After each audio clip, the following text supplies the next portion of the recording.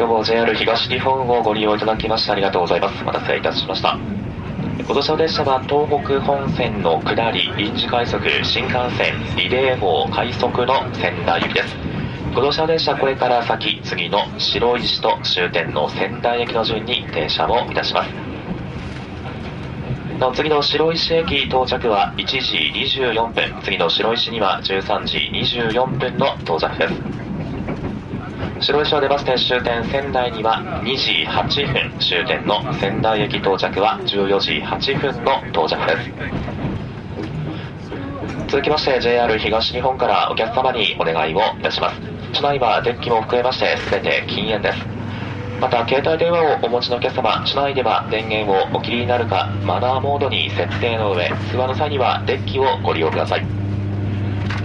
ご案内を担当します車掌は仙台運輸区の吉田です。終点の仙台までご案内をいたします。ご利用いただきましてありがとうございます。次は白石、次は白石です。1時24分、13時24分の到着となります。ご利用いただきましてありがとうございます。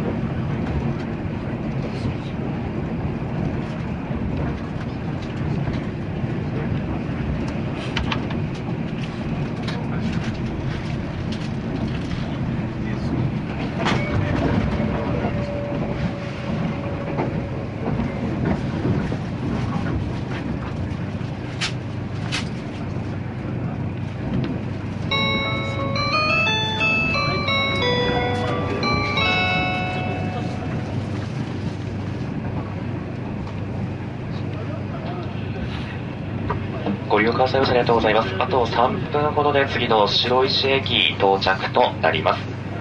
お乗り様、お忘れ物なさいませんようどうぞお支度してお待ちください。次の白石駅お出口は進行方向の左側です。例えばご乗車の電車は下りの快速仙台行きです。次の白石を出ますと終点仙台駅のみの停車となります。十分ご注意ください。